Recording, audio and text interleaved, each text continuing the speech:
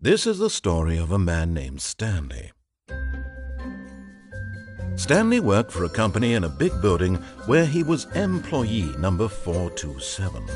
Employee number 427's job was simple. He sat at his desk in room 427 and he pushed buttons on a keyboard. Orders came to him through a monitor on his desk, telling him what buttons to push, how long to push them, and in what order. This is what employee 427 did every day of every month of every year. And although others might have considered it soul-rending, Stanley relished every moment that the orders came in, as though he had been made exactly for this job. And Stanley was happy. And then one day, something very peculiar happened. Something that would forever change Stanley. Something he would never quite forget. He had been at his desk for nearly an hour when he realized that not one single order had arrived on the monitor for him to follow. No one had showed up to give him instructions, call a meeting, or even say hi. Never in all his years at the company had this happened, this complete isolation. Something was very clearly wrong. Shocked, frozen solid, Stanley found himself unable to move for the longest time. But as he came to his wits and regained his senses, he got up from his desk and stepped out of his office.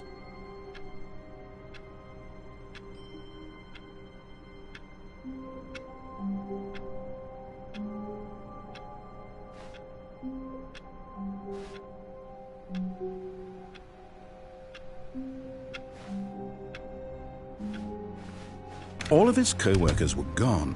What could it mean? Stanley decided to go to the meeting room. Perhaps he had simply missed a memo.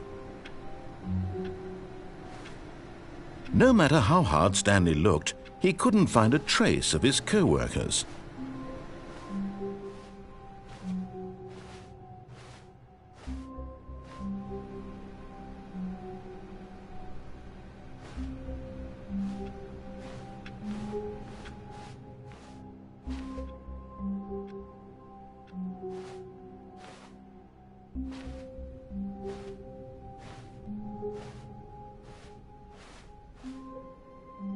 When Stanley came to a set of 2 open doors, he entered the door on his left.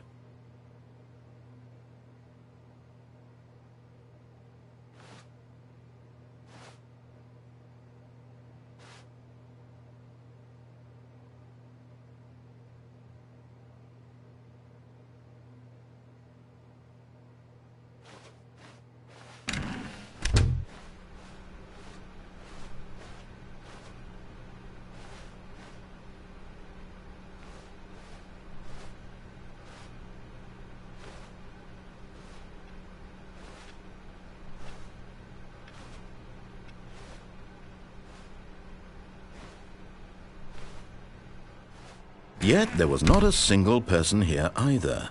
Feeling a wave of disbelief, Stanley decided to go up to his boss's office, hoping he might find an answer there.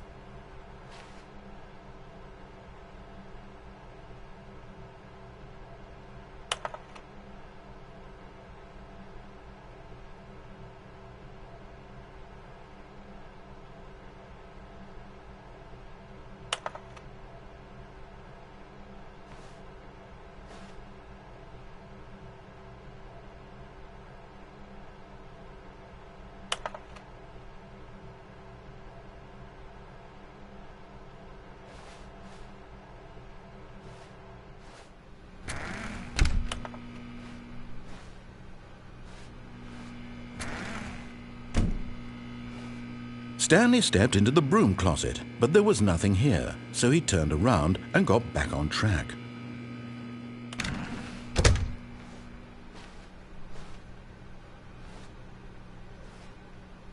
Coming to a staircase, Stanley walked upstairs to his boss's office.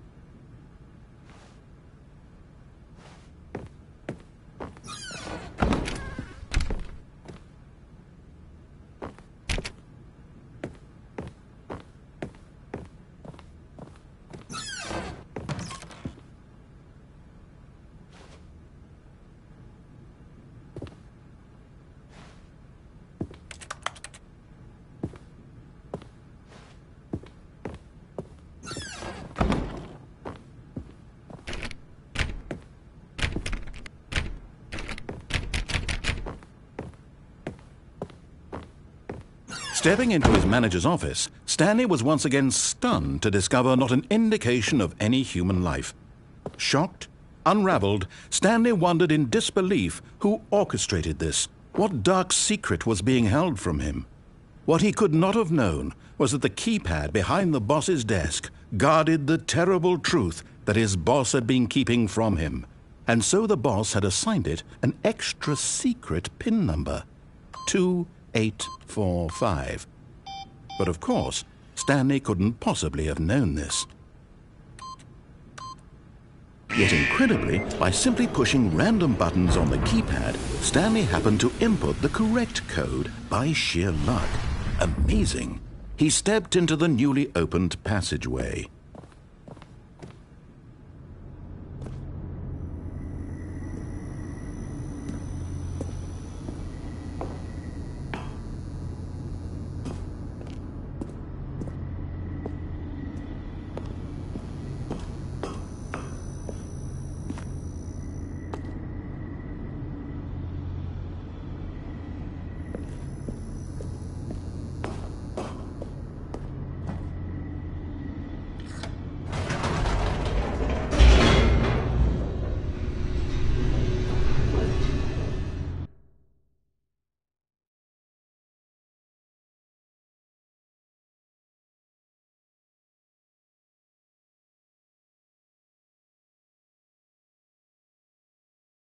Descending deeper into the building, Stanley realized he felt a bit peculiar.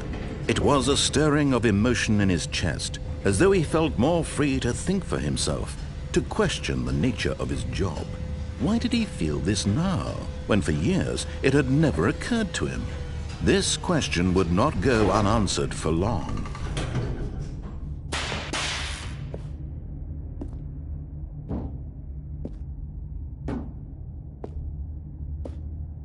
Stanley walked straight ahead through the large door that read Mind Control Facility.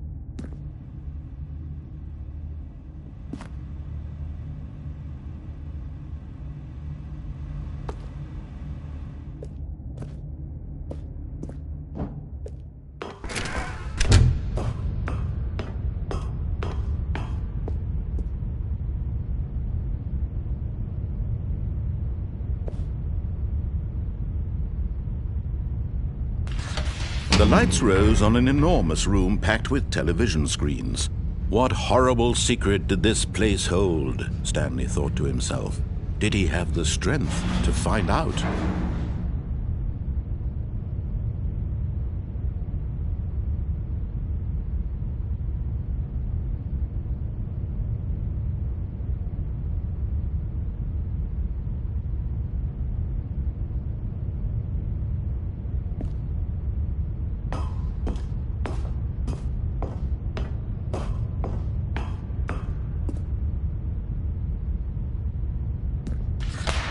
Now the monitors jumped to life, their true nature revealed. Each bore the number of an employee in the building, Stanley's co-workers. The lives of so many individuals reduced to images on a screen, and Stanley, one of them, eternally monitored in this place where freedom meant nothing.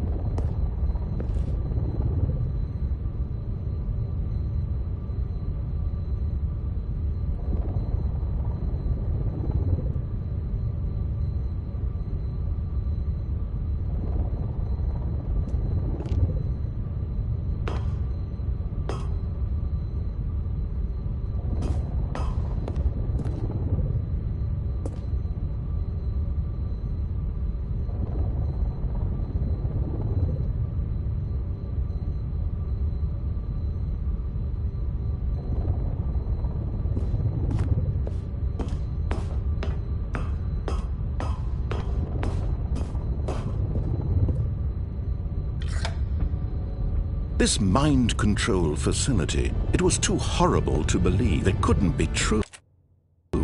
Had Stanley really been under someone's control all this time? Was this the only reason he was happy with his boring job? That his emotions had been manipulated to accept it blindly?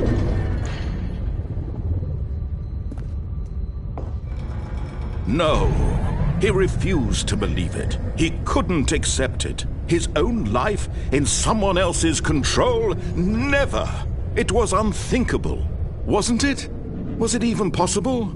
Had he truly spent his entire life utterly blind to the world? But here was the proof. The heart of the operation. Controls labeled with emotions. Happy, or sad, or content. Walking, eating, working. All of it monitored and commanded from this very place. And as the cold reality of his past began to sink in, Stanley decided that this machinery would never again exert its terrible power over another human life. For he would dismantle the controls once and for all.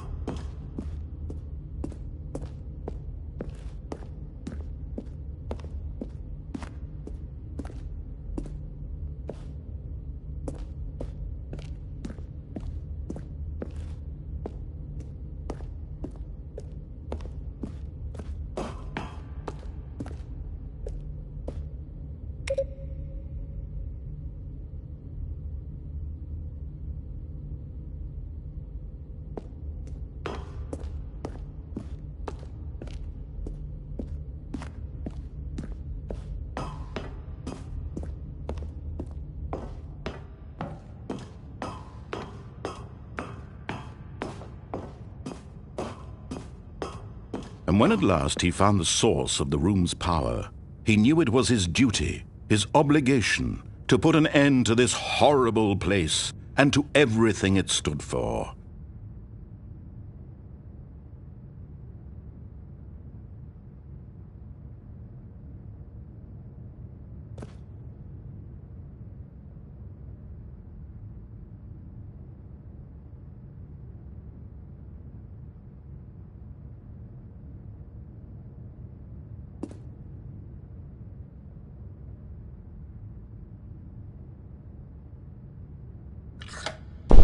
Oh, Stanley, you didn't just activate the controls, did you?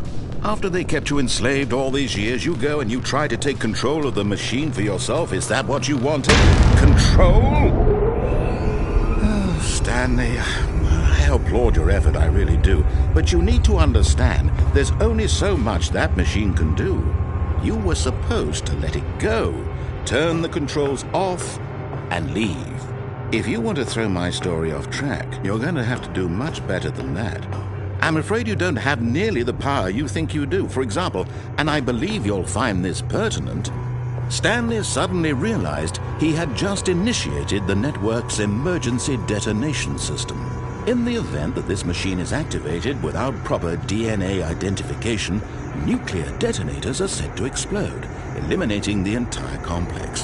How long until detonation then? Let's say, 2 minutes. Now this is making things a little more fun, isn't it, Stanley?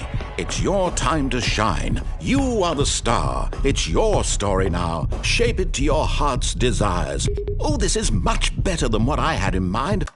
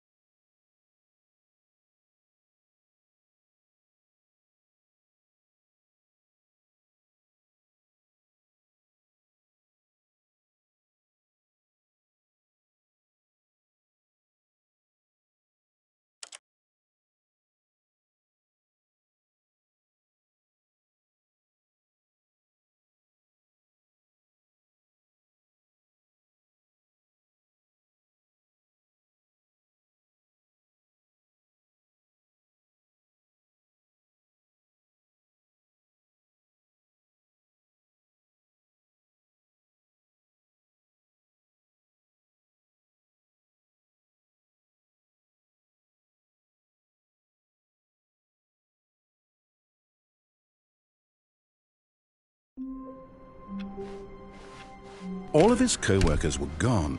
What could it mean? Stanley decided to go to the meeting room. Perhaps he had simply missed a memo.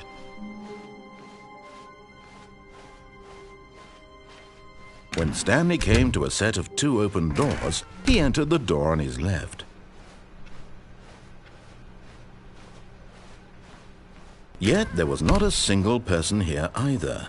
Feeling a wave of disbelief, Stanley decided to go up to his boss's. Oh no, no, not again. I won't be part of the. Coming to a staircase, Stanley walked upstairs to his boss's office.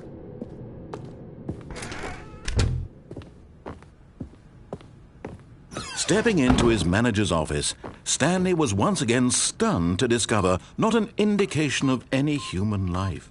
What could it mean? Stanley wondered aloud to nobody. He began wildly tearing through papers. Stanley was in such a rush to get through the story as quickly as possible, he didn't even have a single minute to just let the narrator talk. That kind of anxiety isn't healthy, so he relaxed for a few moments with some calming New Age music.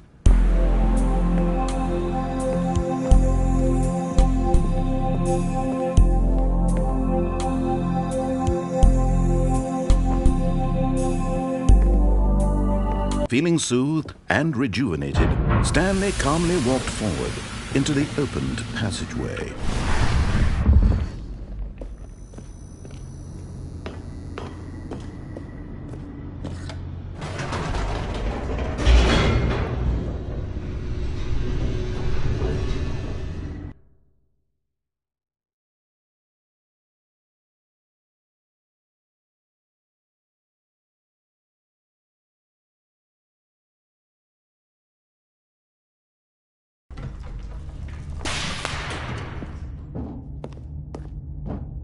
Stanley walked straight ahead through the large door that read Mind Control Facility. Although this passageway had the word escape written on it, the truth was that at the end of this hall, Stanley would meet his violent death. The door behind him was not shut. Stanley still had every opportunity to turn around and get back on track. At this point, Stanley was making a conscious, concerted effort to walk forward and willingly confront his death.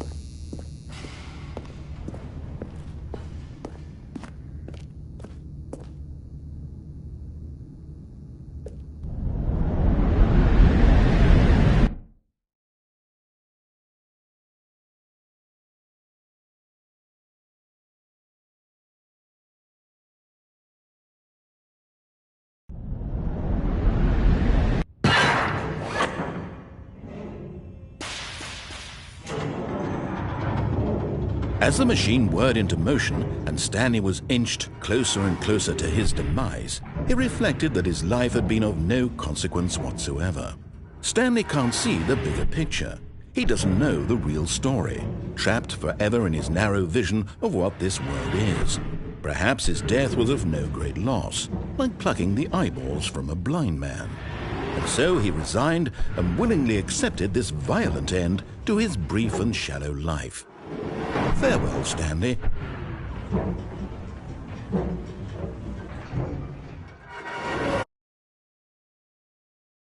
Farewell, Stanley, cried the narrator, as Stanley was led helplessly into the enormous metal jaws.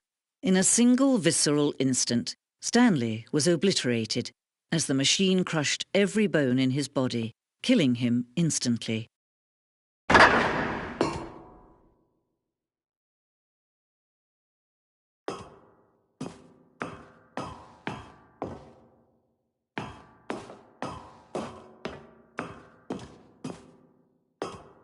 And yet it would be just a few minutes before Stanley would restart the game, back in his office, as alive as ever. What exactly did the narrator think he was going to accomplish?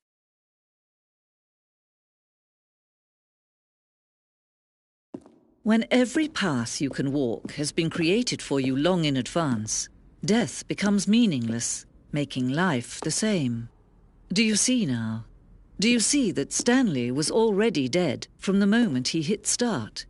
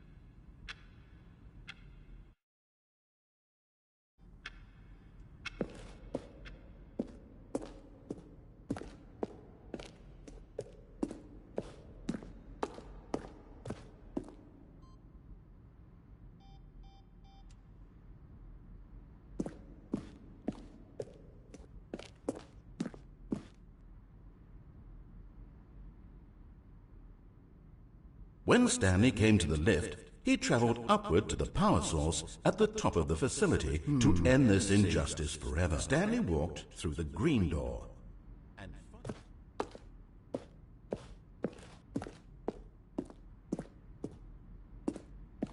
Stanley...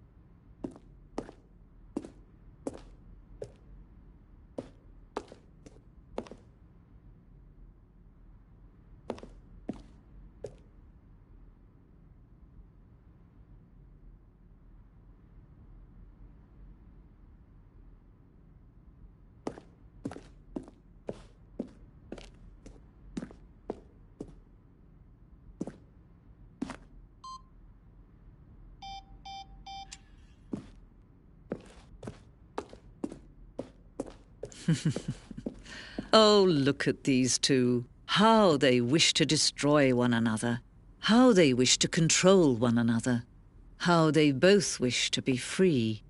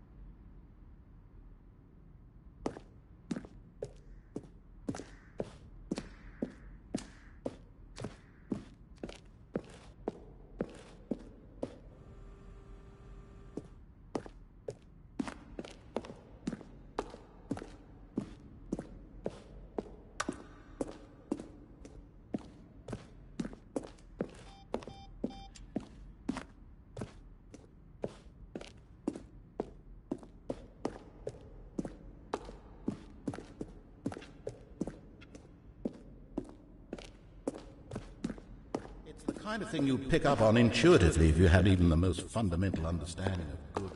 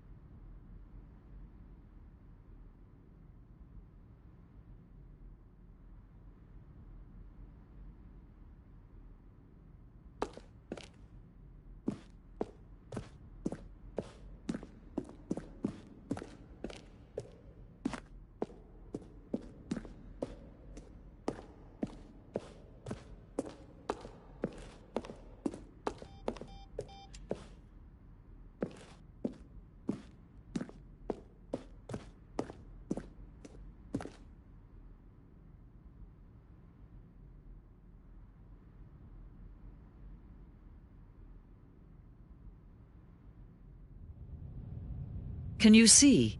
Can you see how much they need one another? No, perhaps not. Sometimes these things cannot be seen. But listen to me. You can still save these two. You can stop the program before they both fail. Turn off your PlayStation. There's no other way to beat this game. As long as you move forward, you'll be walking someone else's path. Stop now and it'll be your only true choice. Whatever you do, choose it. Don't let time choose for you. Don't let...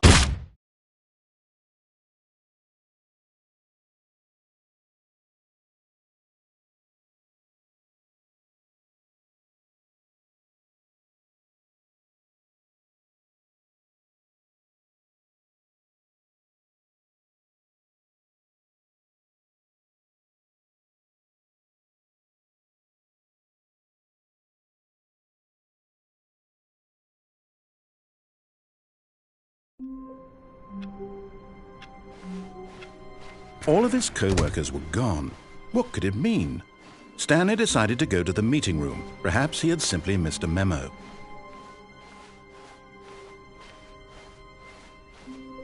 When Stanley came to a set of 2 open doors, he entered the door on his left.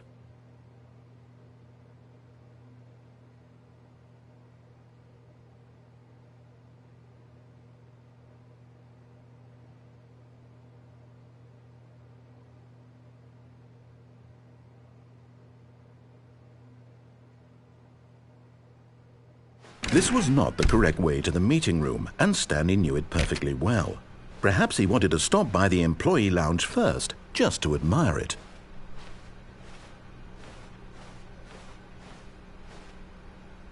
Ah, yes, truly a room worth admiring.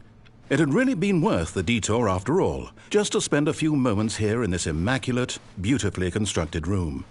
Stanley simply stood here, drinking it, but eager to get back to business. Stanley took the first open door on his left.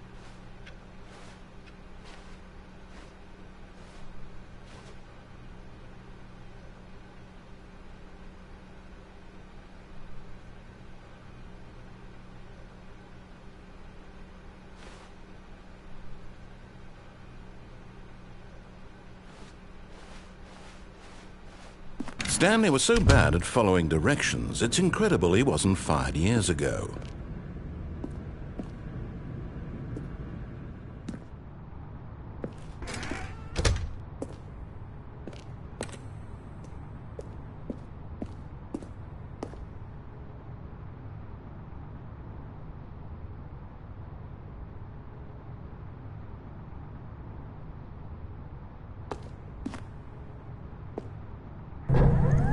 Look, Stanley, I think perhaps we've gotten off on the wrong foot here. I'm not your enemy, really, I'm not. I realize that investing your trust in someone else can be difficult, but the fact is that the story has been about nothing but you all this time. There's someone you've been neglecting, Stanley. Someone you've forgotten about.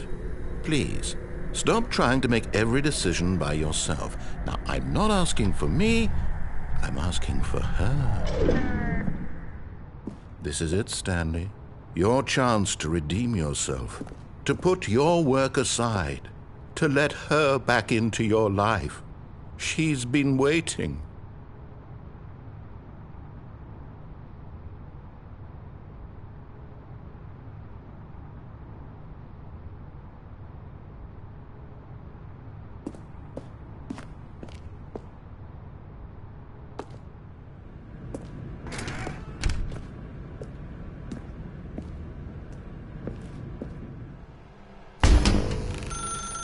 That's her, Stanley. You need to be the one to do this, to reach out to her. If you can truly place your faith in another, then pick up the phone.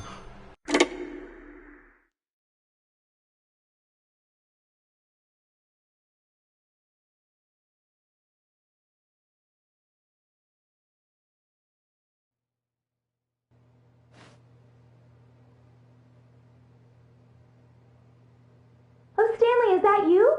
Hold on, sweetie. Sorry to keep you waiting. I'm just pulling the bread out of the oven. All right. Okay, there we go. All right, now, I want you to come in and tell me all about your day. Gotcha! Oh, come on. Did you actually think you had a loving wife who'd want to commit their life to you? I'm trying to make a point here, Stanley. I'm trying to get you to see something. Come inside. Let me show you what's really going on here.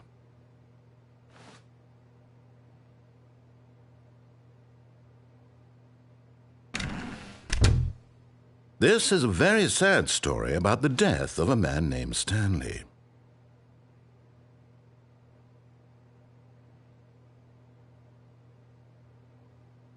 Stanley is quite a boring fellow. He has a job that demands nothing of him, and every button that he pushes is a reminder of the inconsequential nature of his existence.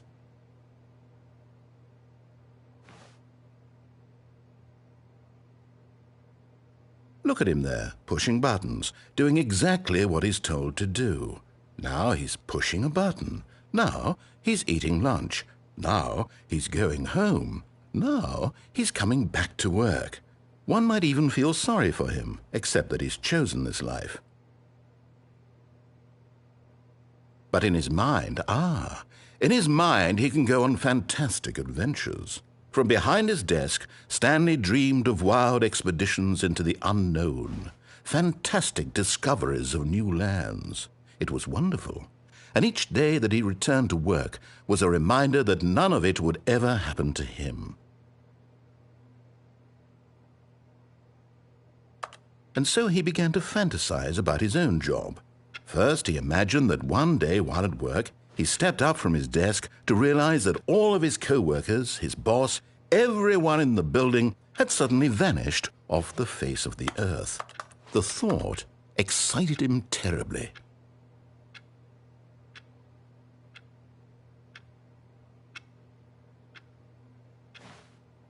So he went further. He imagined that he came to 2 open doors and that he could go through either. At last, choice. It barely even mattered what lay behind each door. The mere thought that his decisions would mean something was almost too wonderful to behold.